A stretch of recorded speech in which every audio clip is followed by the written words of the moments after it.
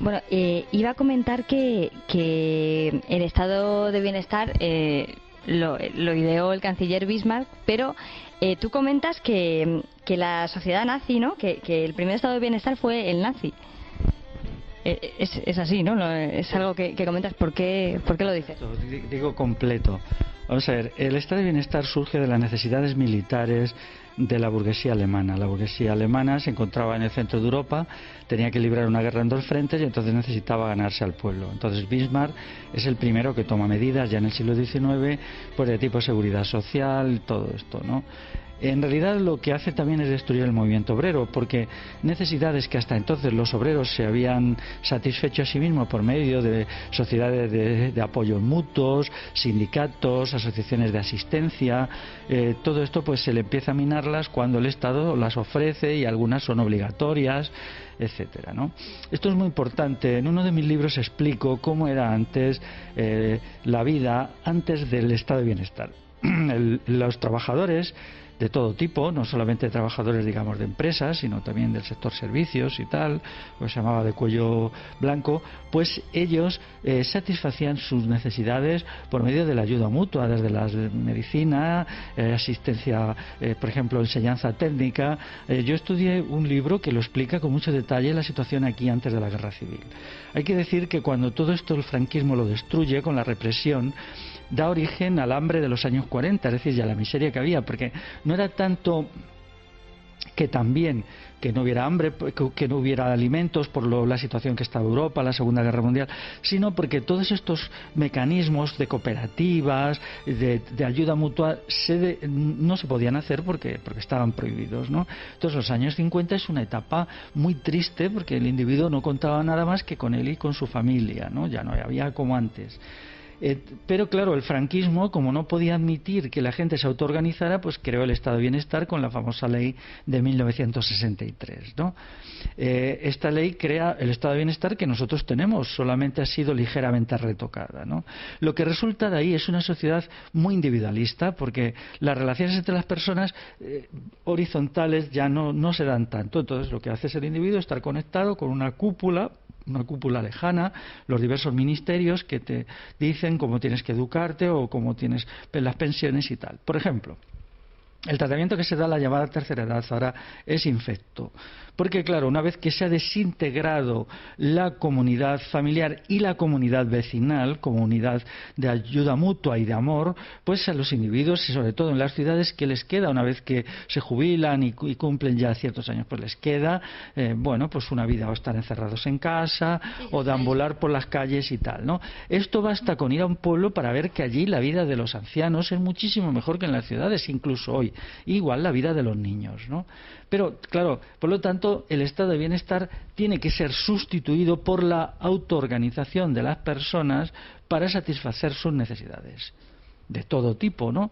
Desde el principio hasta el final de la vida. Entonces esto creará, primero, lazos entre las personas mucho más fuertes y, en segundo lugar, calidad de las personas mayor. ¿Tú crees en una posible existencia de un Estado, del tipo que sea, que se pueda conjugar con que haya individuos de calidad, como venimos hablando, individuos autosuficientes, autoconstruidos, individuos con espíritu crítico, gente fuerte? ¿Crees que esto se puede conjugar de alguna manera? Solamente en la etapa inicial de los estados. Eso sucede en el mundo romano, por ejemplo, en los tiempos de la República Romana, no porque fuera la República, sino porque era un estado más débil, ¿no? Aquí podría ser también en el siglo XVIII, antes de que el Estado, con la ilustración del gran salto adelante que es la Revolución Liberal. Es decir, cuando el Estado es mínimo y el poder del capital o de los propietarios de la riqueza también es mínimo, entonces la sociedad civil es máxima. Hay como una relación inversa: a más Estado y a más grandes empresarios, pues menos poder de la sociedad, menos capacidad de la gente para tener sus propias estructuras y sus sistemas de vida, ¿no? Ahora estamos en un momento muy malo porque tanto el poder financiero como el poder estatal es muy fuerte, ¿no? Y lo que resulta de aquí pues está bien claro, es un individuo disminuido y una sociedad civil anémica, ¿no? Que no da de sí. Esperemos que ahora pues esto se cambie y la contracción del Estado que vemos ahora, porque el Estado está tan endeudado que ya no puede dar más de sí, no, pues inicie una nueva fase de recuperación del sujeto y de recuperación de lo civil en todas sus manifestaciones. Es decir, mi idea es, nosotros tenemos por un lado poder y pueblo. El poder a su vez es político, el Estado, y económico, el poder financiero y pueblo. Para mí solo tiene que haber pueblo. Una sociedad buena en el terreno político es en la que el pueblo exista solo y por sí. Y luego el pueblo existe como pueblo y como suma de individuos que se organizan de miles de maneras, ¿no? Y entre ellos se ayudan. Ese sería, digamos, el modelo de sociedad más deseable.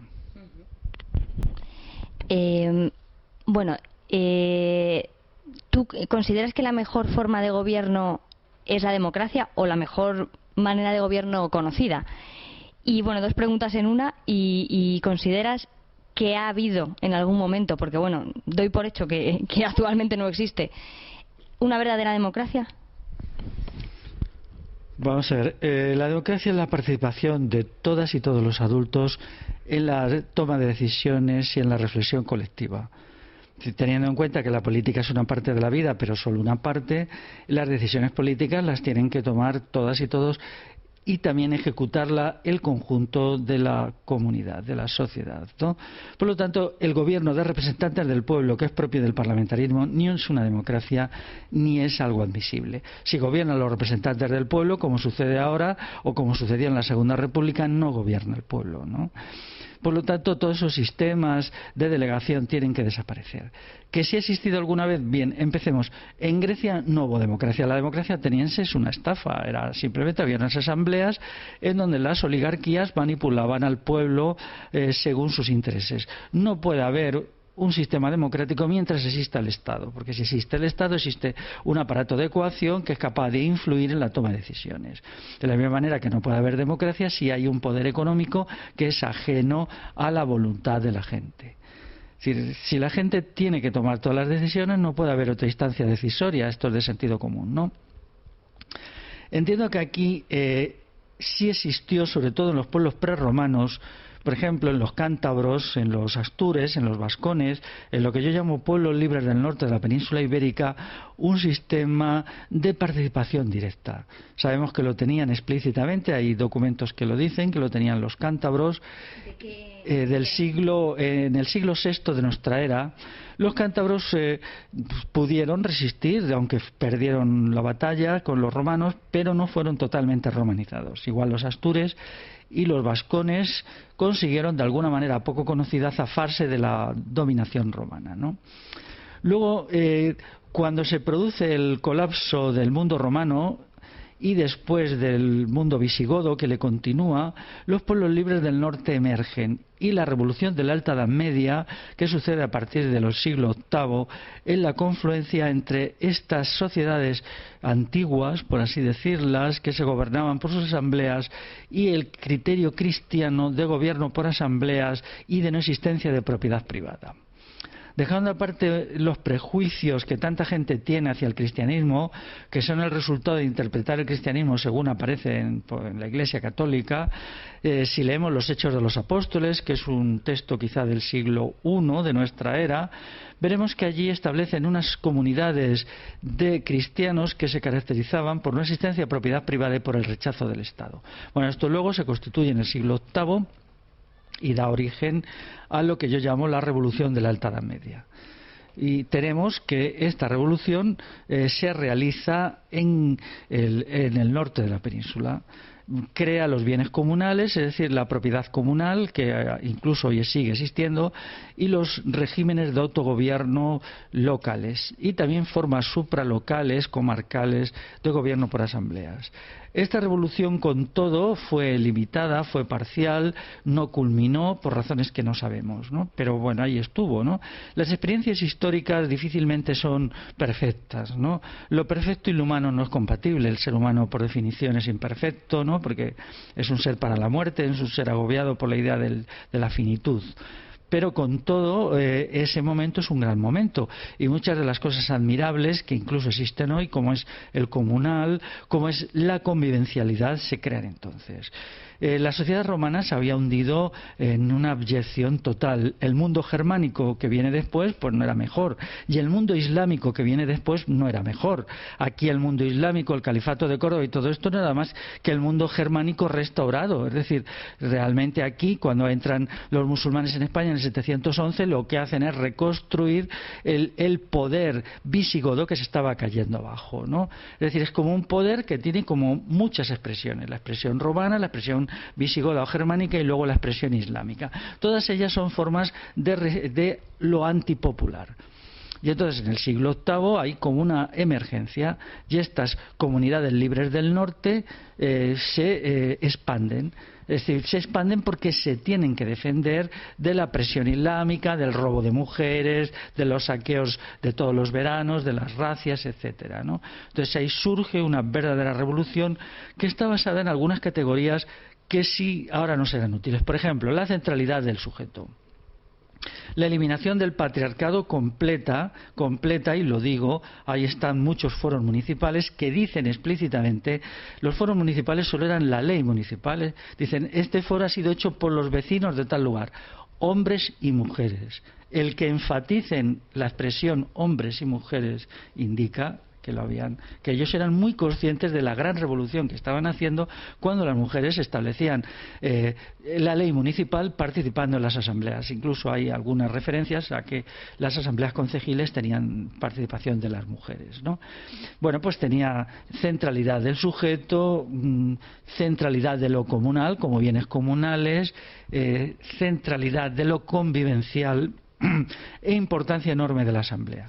Luego tenía algunos fallos, esas sociedades tenían algunos fallos que son difíciles de explicar, pero diré que quizá el fallo principal que tenían es que no le daban importancia al conocimiento objetivo. El conocimiento objetivo no entraba dentro de sus metas. Esto quiere decir que toda sociedad se puede constituir o se debe constituir como una sociedad de fines, que busca unos fines. Si esos fines son completos y buenos, entonces esa sociedad será buena. Pero si en esos fines hay algo que falla, pues eso se manifestará a lo largo del tiempo. Esa sociedad era muy buena en un sentido, pero deficiente en otro. Y nuestra historia ha sido como ha sido en parte por ese fallo sustancial cometido en algún momento del siglo VIII. Sí, ahora iremos con eso, porque bueno, la historia de nuestro Estado tiene un peso muy importante y marca un punto de cambio muy importante, la promulgación de la Constitución de 1812. Y nos ha llevado a la situación en la que estamos abocados ahora, en la que nunca ha habido una oligarquía de poder tan definida, ¿no?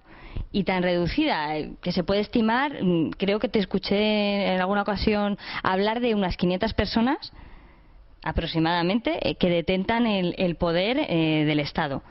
Esto, ahora si quieres comentar algo respecto a esto, pero tiene su origen en la creación misma del Estado, de lo que conocemos como el Estado español, con la Constitución de las Cortes de Cádiz. Es así, ¿verdad?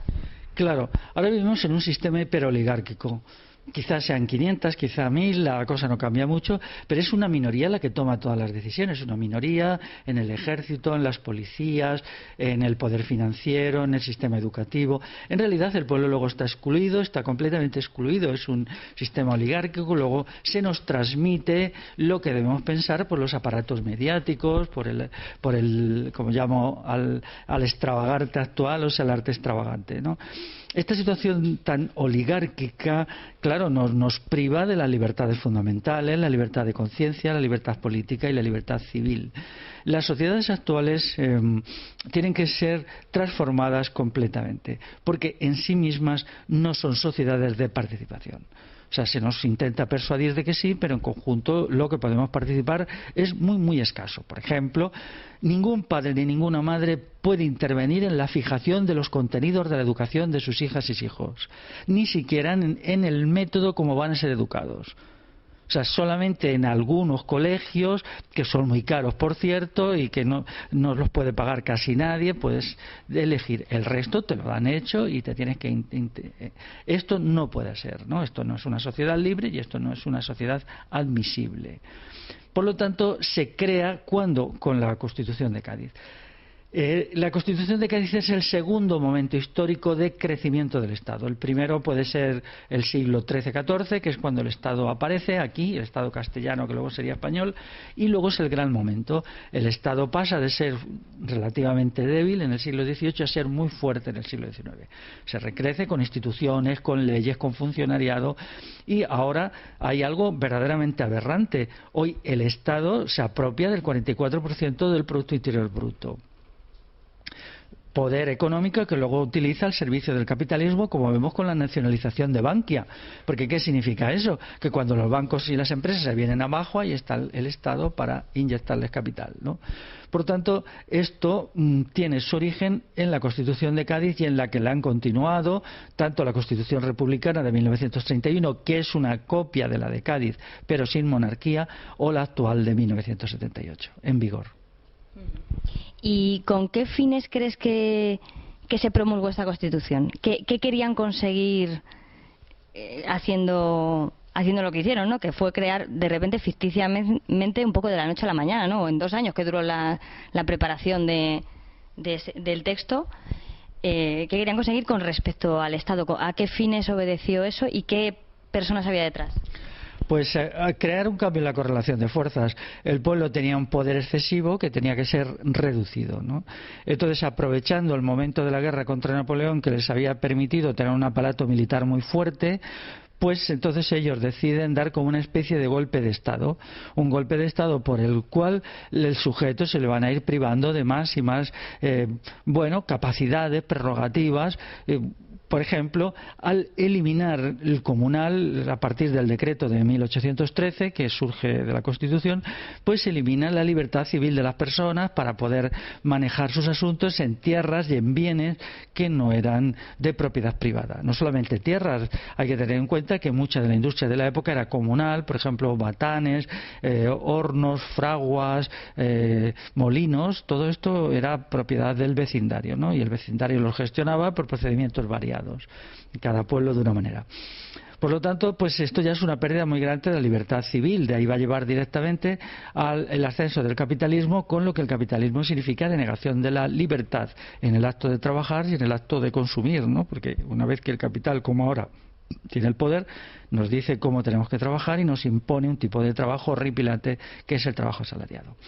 Esto es la Constitución de 1812 y luego después pues establece también, por ejemplo, el sistema educativo, arrebata a los padres el derecho de educar a sus hijos en la vida cotidiana, en la normativa del día a día, y le impone el sistema educativo, que crece muchísimo el ejército. Hay que tener en cuenta que la Constitución de 1812, estrictamente considerado, es un golpe militar. Es la creación de un poder militar poderosísimo, militar policial. De ahí va a surgir la Milicia Nacional, a la que yo llamo organización criminal. Si ha habido una organización criminal en la historia de España, ha sido la Milicia Nacional. Ahora se intenta presentarla como no se sabe qué maravilla. Bueno, allá cada cual con sus mentiras, ¿no? Además, creo que antes, cuando se autogobernaban, ¿no?, las pequeñas poblaciones rurales, más pequeñas o más grandes, no lo sé, había un límite a lo que es el derecho de propiedad, ¿no?, privada, que es que lo había recogido, no encuentro ahora dónde lo anoté, pero la gente podía acumular propiedad mientras tanto no fuese esto susceptible de explotar a otro, ¿no?, o de que esa persona esté en una situación de poder ilegítimo. En cambio, con la Constitución todo esto cambia y da pie a lo que conocemos hoy por capitalismo, ¿no?, en el cual la gente puede acumular, ciertas personas pueden acumular riquezas sin límite.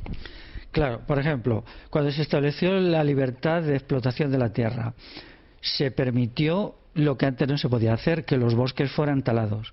Entonces, de la corta de madera a gran escala, primero se deforesta el territorio y segundo, hay alguien que se satisface. Antes no era así. Antes, por ejemplo, las comunidades de Villa y Tierra limitaban la posibilidad de sacar de madera. Nadie lo podía sacar, ni el rey ni nadie. Había una cantidad dada de madera y entonces los bosques se recreaban. Pero claro, la destrucción de los bosques hizo que mucha gente se enriqueció con la madera, ¿no? Sobre todo para construir las ciudades que estaban en auge. Había muchos elementos limitantes de concentración de la propiedad que tenían muchas formas específicas, y aunque en las áreas de las ciudades esto ya se había destruido en parte, y también en la cercanía de las grandes vías de comunicación, en los lugares remotos se mantenía intacto. Por ejemplo, una muy común era que no se podía tener más ganado de labor de una cantidad determinada en los pastos concejiles. Como el ganado de labor es lo que establecía la cantidad de tierra de labranza, pues si no podías tener una cantidad de ganado, no podías tener una cantidad de tierra, y eso te lo limitaban. A veces, si el sistema concejil se venía abajo, pues las ciertas minorías en los pueblos podían saltarse estas normas. Pero claro, como todo, la libertad es un esfuerzo de la sociedad y del individuo. Es verdad que hubo ya sitios, a partir sobre todo del siglo XVI, en que la gente se dejó engañar, se dejó envolver o lo que fuera, no resistió bien al poder de la corona o al poder de la nobleza, y esto se vino abajo. Pero en otros sitios se ha mantenido incluso hasta hace muy poco, hasta el siglo XIX, e incluso hasta hace 50 o 60 años.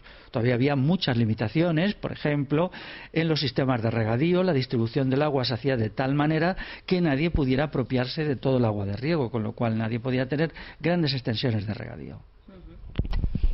Además, con la Constitución comenzó la persecución a otras lenguas, ¿no? En la península. Digamos que era paradójico porque en el artículo 1 decían que venía a decir, ¿no?, que se constituye España, ¿no?, la unión de todos los españoles. Y precisamente lo que comenzó con eso es la desintegración de España, que todavía seguimos viviendo y sigue siendo moneda de cambio entre los diferentes partidos políticos que crean debate y opinión en la ciudadanía con esto.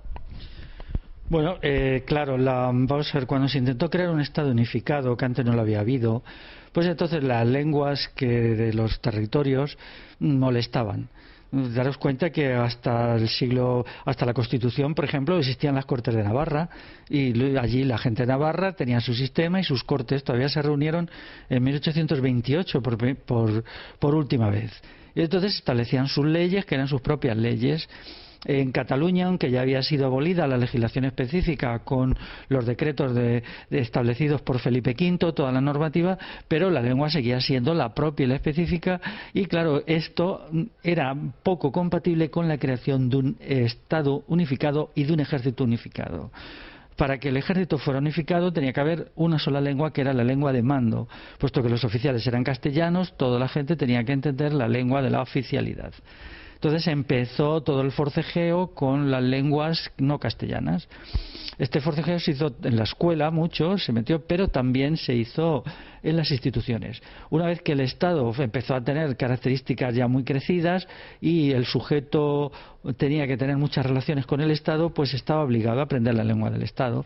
Si tenías que poner, por ejemplo, hacer un papeleo en un ayuntamiento de la Cataluña más profunda, antes no tenías la obligación de saber castellano. A partir de la Constitución de 1812 era mejor saberlo, quiero decir mejor entre comillas, porque si no lo sabías ibas a tener problemas. Luego ya había ahí un elemento de coacción. Igual pasó en el País Vasco y en Galicia, ¿no? Por ejemplo, la cultura gallega, que había sido tan popular, tan creativa y es tan desconocida. Bueno, yo tengo un libro sobre esto, y la cultura gallega era algo excepcional, ¿no? Es difícil transmitir lo que era, ¿no? Era una cultura muy popular, muy creativa, con una libertad impresionante de las mujeres. Eso hasta los mayores calumniadores del mundo rural tradicional lo tienen que admitir, que incluía una libertad sexual enorme de las mujeres, enorme. Hay que vivir algunos testimonios del siglo XVIII para entender la libertad sexual que tenían las mujeres en Galicia, ¿no? La libertad de todo. o sea, de todo. Entonces, pues se empezó a sufrir mucho con la presencia del castellano y también con la desintegración de sus formas de conocimiento. Había una cultura oral muy potente que había afectado a todo el conjunto. Es una cultura oral que se expresaba en la música, en los dichos, en los saberes, en la agricultura. Quiere decir que Galicia, el mundo gallego de la agricultura, había conseguido algo increíble en la historia de Europa, que en el siglo XVIII había incrementado los rendimientos de la agricultura en un 50% sin necesidad ni de tecnología, ni de ingenieros agrónomos, ni de nada. Lo habían hecho la gente misma. Eso es algo que yo, que soy un gran aficionado a la agricultura, me tiene maravillado, ¿no? Y que, bueno, se ha estudiado pero de forma incompleta. Por lo tanto, esto se colapsó, este mundo se empezó a colapsar. Ya a principios del siglo XX Galicia estaba muy dañada, su lengua había disminuido, su cultura estaba en declive y ahora ya pues Galicia es una realidad cultural muy debilitada y bueno, muy preocupante, digamos. Bueno, pues para la gente que quiera profundizar un poco en este tema, en este periodo histórico y en el tema de la Constitución, pues recomendamos desde aquí, los que no lo hayan visto, la entrevista que le realizó Alice a Félix, que se llama La otra cara de la Pepa. Ahí es una entrevista que recorren en profundidad este tema exclusivamente. Y bueno, a mí me gustaría pasar a hablar de como experiencia, ¿no? O sea, como ejemplo de concejo medieval que ha sucedido en la península, el caso de Madrid. Yo no ignoraba que esto había existido y que había llegado a tal nivel de desarrollo, ¿no?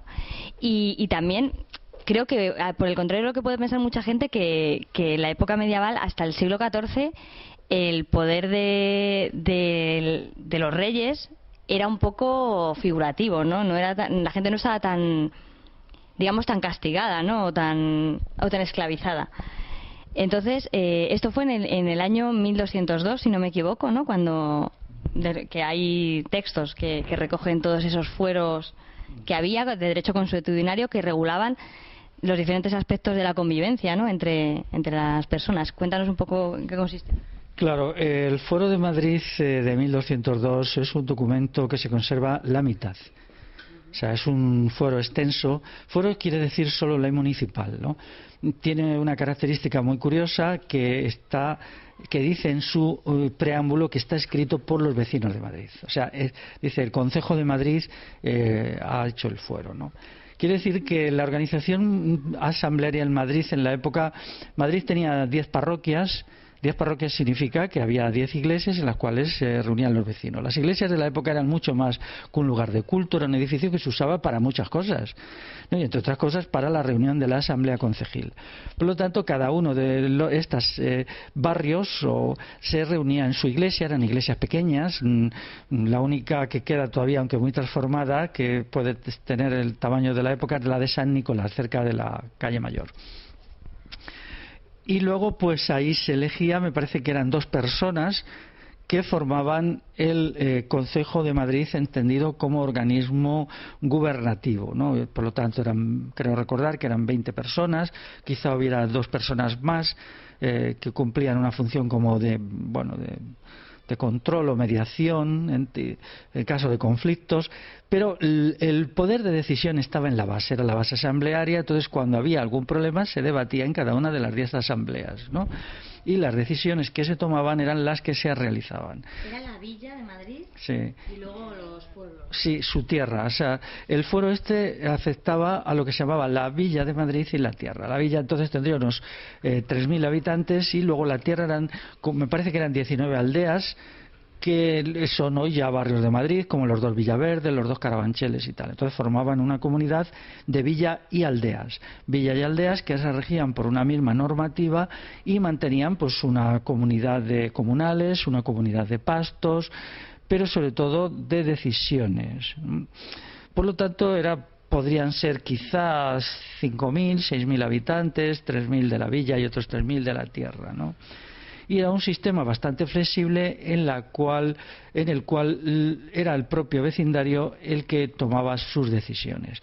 Luego es verdad que había una representación de la corona en la cual había un elemento de unificación con las demás villas castellanas. Es decir, el rey era quien unificaba a lo que se llamaba entonces el Reino de Castilla. Es decir, es verdad que el rey cumplía una función, pero no era una función gubernativa directa. La gubernativa la ejercía el pueblo, ¿no? Claro, no es hasta la segunda mitad del siglo XIII cuando los reyes empiezan a interferir en el gobierno directo.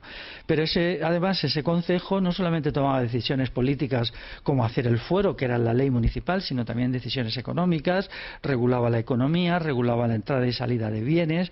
Por ejemplo, si un año la cosecha no había sido buena, pues se restringía la salida de trigo para que no faltara trigo al vecindario, regulaba también la industria local, que entonces era más importante de lo que parece, desde la industria de curtiduría, o sea, cueros, hasta trabajos del hierro. Es decir, todas estas cuestiones estaban gobernadas por el vecindario. En el vecindario no había una igualdad rigurosa, pero no había una diferenciación entre ricos y pobres, sino había gente que quizá tenía más bienes porque trabajaba más y gente que tenía menos bienes. El trabajo asalariado prácticamente no existía y era una comunidad plural en la cual había una minoría judía y una minoría musulmana que estaba perfectamente integrada, aunque alguna gente con muy mala intención lo haya intentado negar. Esta gente que lo intenta negar es porque no entiende nada de lo que lee los documentos y no entiende lo que lee, ¿no? Y entonces pues lo interpreta todo con unas anteojeras del siglo XXI, ¿no?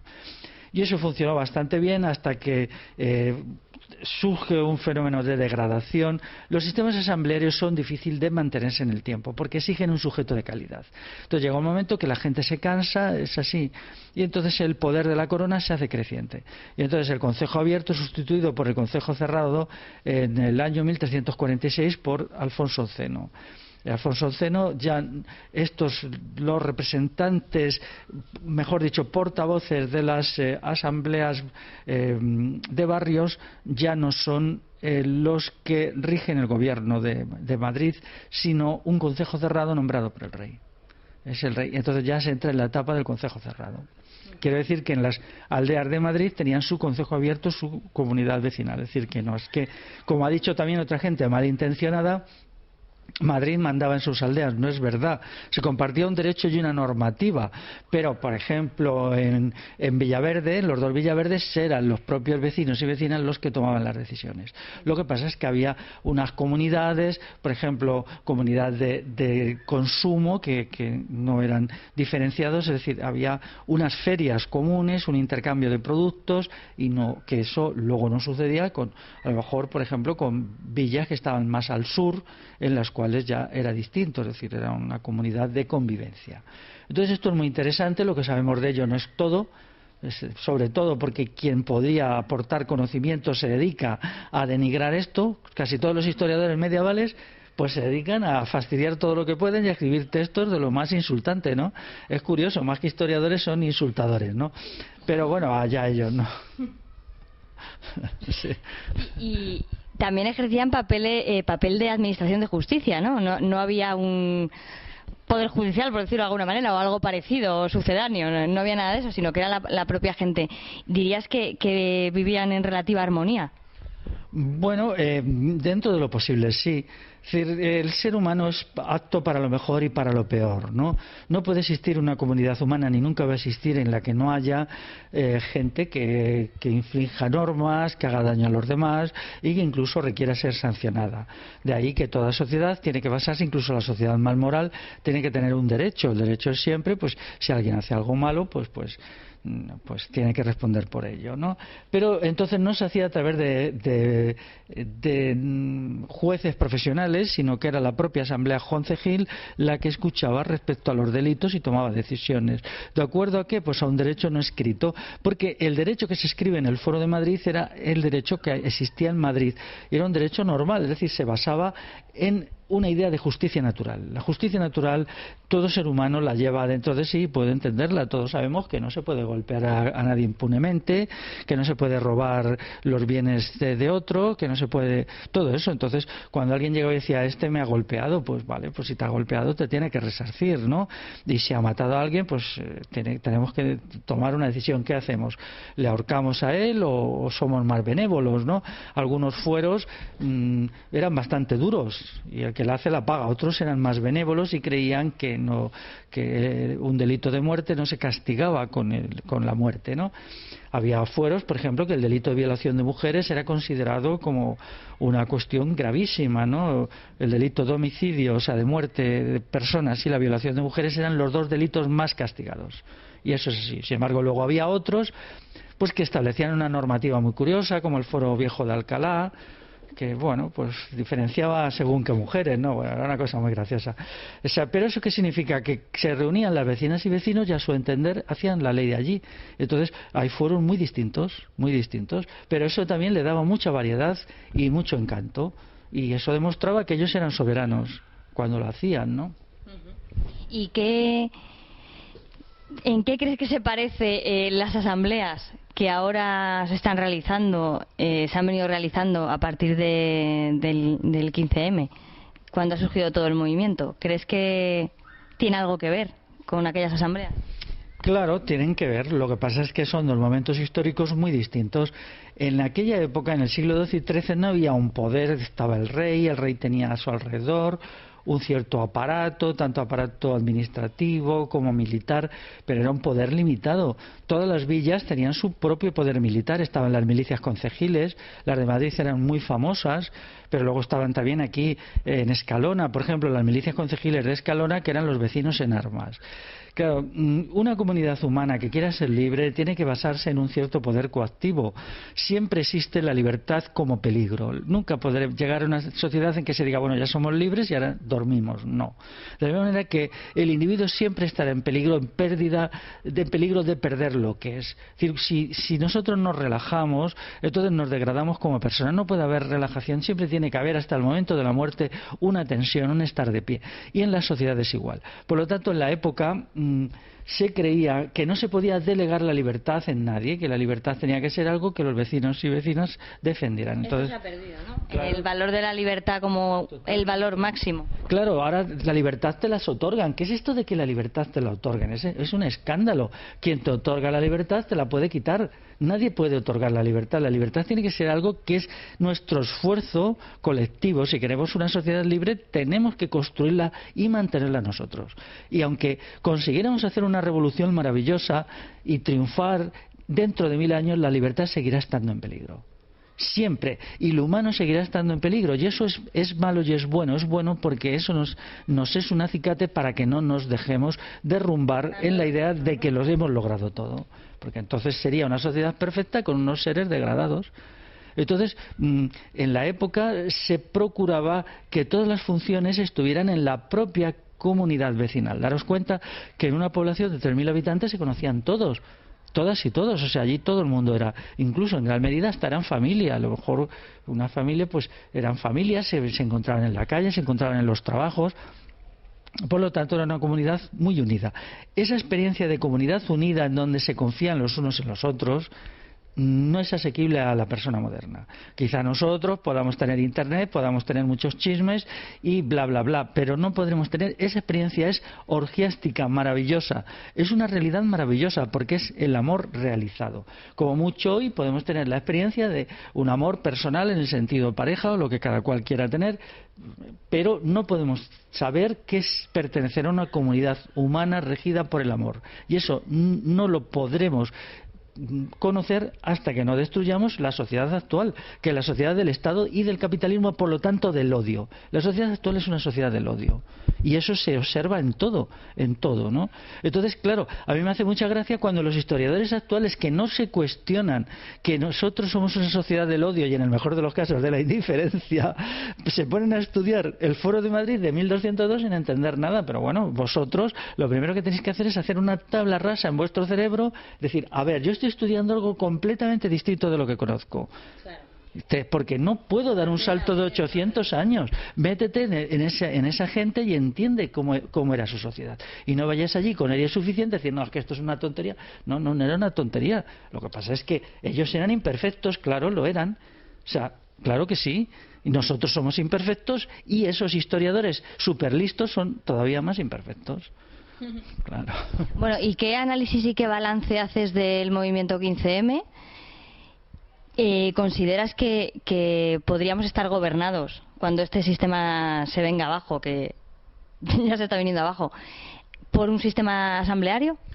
Claro, el que eso sea ceder o no, un gobierno por asambleas está por ver, pero sí es mi opción.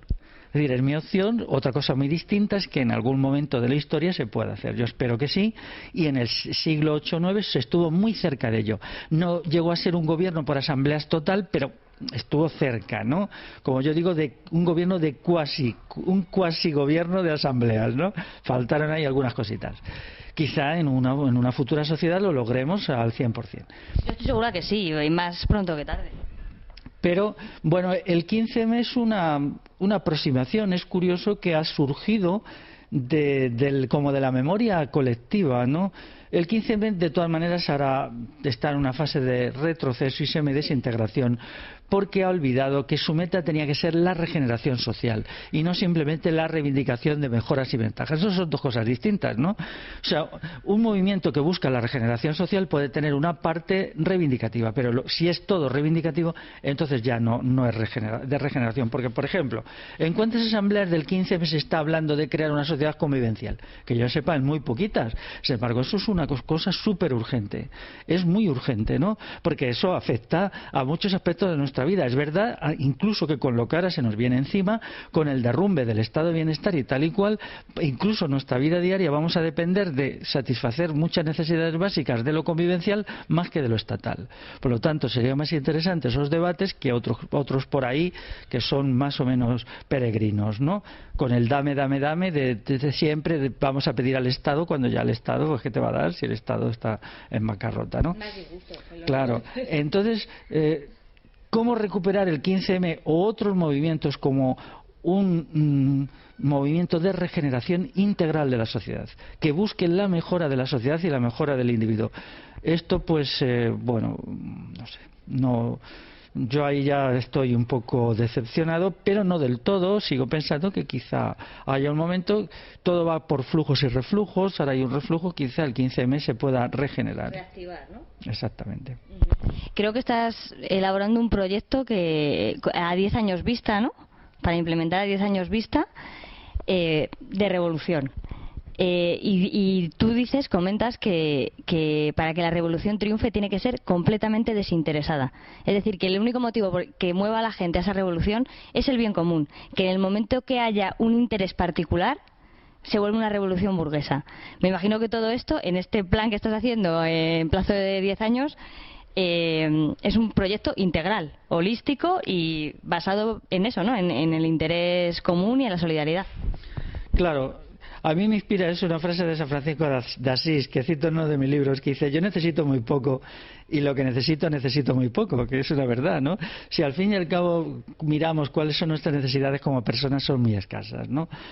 Por lo tanto, lo que tenemos que decidir en la transformación de la sociedad es buscar una sociedad del bien y no una sociedad del beneficio. Es decir, quien vaya a una transformación social buscando alguna forma de interés personal que supere lo legítimo, que es que tenemos que vivir, que tenemos que tener los medios para la vida, pero una vida modesta, una vida espiritual y no llena de bienes materiales, entonces se está equivocando. Es decir, la sociedad no puede ser una explosión del egoísmo, no puede ser queremos hacer una sociedad porque queremos consumir más, porque queremos tener, no.